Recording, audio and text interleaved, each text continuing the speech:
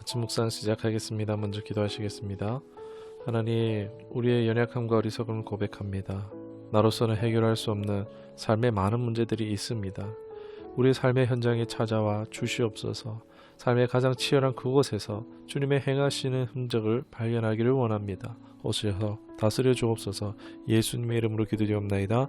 아멘. 오늘 함께 하실 말씀은 잠언 16장 1절 한 절의 말씀입니다.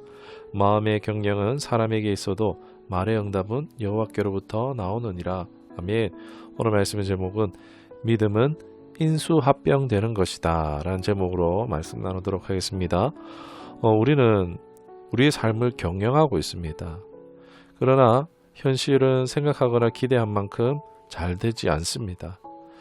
예를 들어서 생각해 볼 때 예전에 TV에서 골목 상권 살리기 프로그램 진행했었는데 거기에 이제 백종원 대표가 나와서 의미 있는 얘기를 했는데, 사업이라는 것을 경영할 때 아이템이나 아이디어의 문제가 아니라 그런 것은 기본이고 경영의 문제다. 누가 경영하느냐, 거기서 이제 자영업의 확연한 차이를 만들어낸다라는 이야기를 했었습니다. 이런 것처럼 우리의 삶의 경영은 상황이나 환경, 자질, 능력 이런 것들도 중요하긴 하겠지만 자영업과 마찬가지로 누가 경영하느냐, 그것이 더 중요하다라고 할 수 있을 것입니다. 여러분, 지금까지의 삶의 경영은 누가 했습니까? 나 자신이 해왔습니다. 이래라 저래라 훈수두는 사람은 있어도 내 행동의 결정은 내가 하고 있지 않습니까?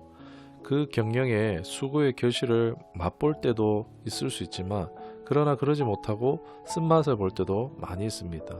알 듯 말 듯, 될 듯 말 듯, 그냥 어쩌면은 되는 대로 여기까지 오고 있을지도 모르겠습니다. 여러분, 그런데 그 끝이 뭐냐 말입니다. 우리가 뭔가 자영업을 예를 들어서 또 생각할 때, 경영을 할 때 자본을 끌어다 씁니다. 그리고 그것을 나의 부채로서 이제 결국에 갚아야 할 때가 옵니다. 대출 상환을 해야 할 때가 오는 것입니다. 그런데 그것을 갚지 못하면 어떻게 됩니까?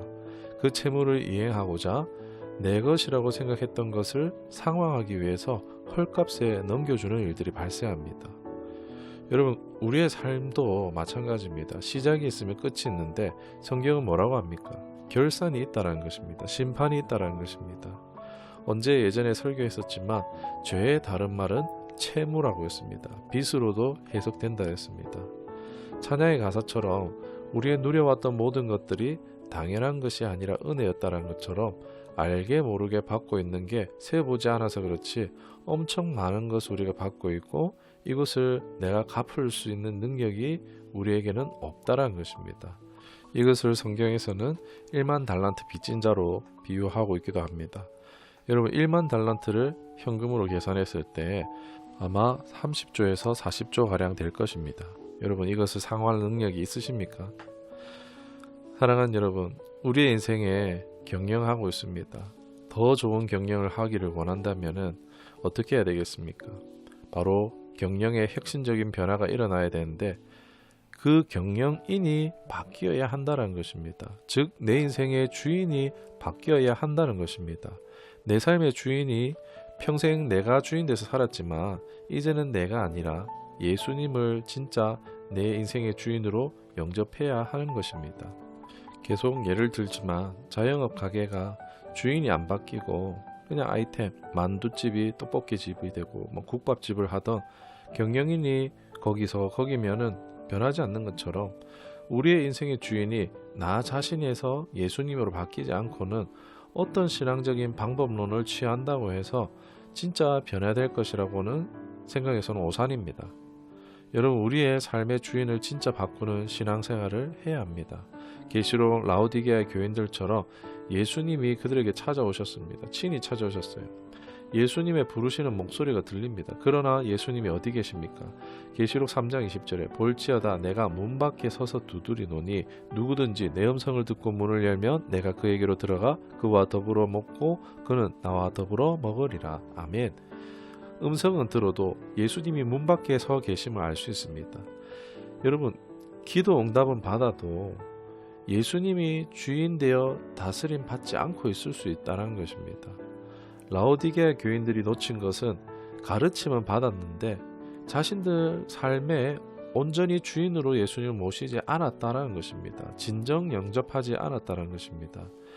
우리도 이럴 수 있습니다. 교회는 다니고 또 기도 생활도 하고 응답도 받는 것을 얼마든지 가능하지만 정말 내 삶에 예수님이 주인이 되고 계시냐, 통치자가 되고 계시냐 라는 부분들을 우리가 반드시 점검해 볼 필요가 있습니다. 예수님은 우리 삶에 찾아오십니다.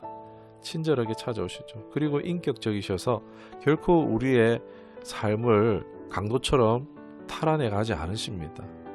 문 밖에서 우리의 마음의 문을 열어주기를, 인생의 핸들을 넘겨주기를 기다리십니다. 예수님을 영접한다는 것은 예수님을 따라 산다는 것을 말합니다. 그렇게 할 때 어떻게 됩니까? 더불어 먹고 마심이라. 예수님과 동행하며 예수님과 교제하는 사귐이 있는 삶을 사는 것을 말합니다. 예수님으로 말미암아 진정한 생명력 있는 삶, 누리는 삶을 살게 된다는 것입니다.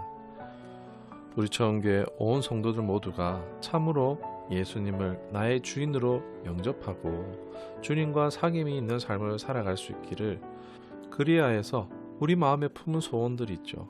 가정구원, 질병치유, 가난 결핍의 떠나감들, 자녀 문제들, 다 이런 것들이 어떻습니까?